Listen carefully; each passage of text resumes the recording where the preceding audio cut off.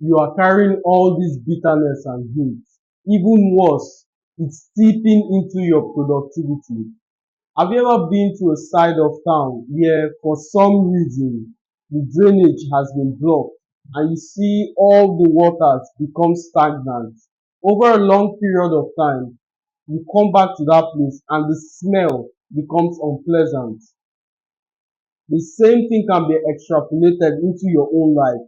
When you begin to bear hate, jealousy, and resentment, it begins to block whatever it is you're doing.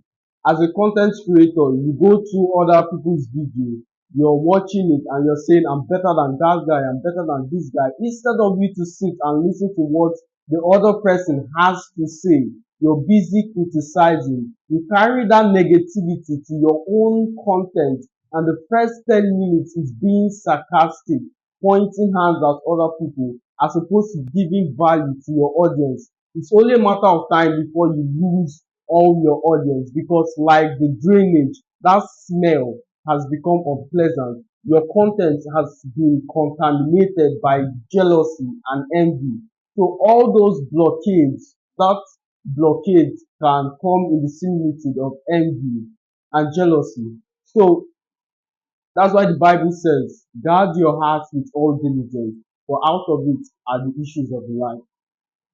Let me give you an example. We come from an extended family of hate where there's no love while growing up. So I heard of all the things they did. I heard of every single thing they said. Now in a position of power, now in a position where I can do serious damage.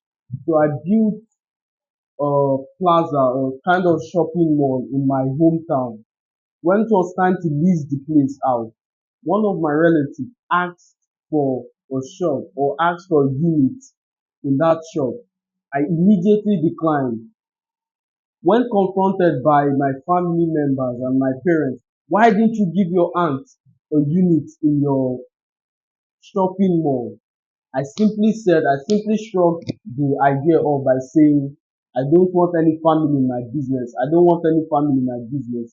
But when I really thought about it, it all came down to the fact that they hurt me a lot and I wanted to hurt them back. Another story. There's this friend that I used to have, and at that time we would hang out, we would play, we would do all sorts of things together. It came to a point where I realized that going through this hedonistic path is not going to lead me anywhere. Instantly, I began learning about the financial market, learning how to diversify my portfolio, acquiring skill sets that are transcendent, such that even with the AI frenzy, I've diversified not just my portfolio, but my skill set as well, so that in the future it would be beneficial to me. So this person went and was texting, talking some things that were not just untrue, but were hurtful at the time. Not hurtful to me, but were hurtful to some people. So I believe a week later, we got together and he was showing me the latest development in WhatsApp. So he left his phone with me. I normally don't do this, but I scrolled through his text and I clicked on my name, just basically search my name randomly to see all the text that appears to that name. I began reading and it was just 30 minutes of brutal mockery. Ah, he thinks he's better than us. Ah, he thinks he's good now. Ah, he thinks he can hang out with us. At the end of the day, I saw all of that text, and instead of to be hurt by it, I was fired up. I was fired up to do something better, to be better. Fast forward 2 years later, I got a text from that same person asking about the financial market. He was criticizing me for learning. He wants to try something new, that I should put him through how I did it. I looked at the message and I ignored it. 2 days later, I responded and I helped him. But in that split second, all I wanted to do was hurt him back. So before then, I noticed that I found it difficult to either do the things I would usually do freely. Do the things that were second nature to you because the gift was no longer pouring or it was no longer uh, easy as it used to be because of this hate and envy. You stop criticizing people when you see someone who's doing better than you, especially in the content creation. Don't go to his platform, check when he started, check how he started, check his previous videos, and find reasons to remain where you are currently. So when you check someone else's video and say, okay, it started 2 months ago, his first video got 2 million views. He has this kind of following.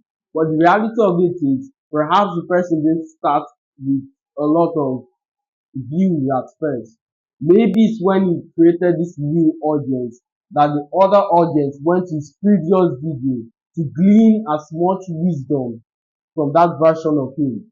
So you never can tell. Stop looking for excuses to keep you or to reinforce your small lifestyle. If you look for excuses, you will always find them. Stop looking for information that supports where you are. Stop looking for information that supports your current limitation.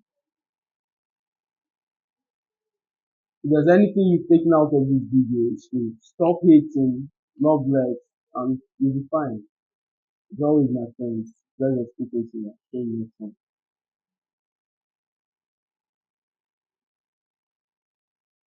next time.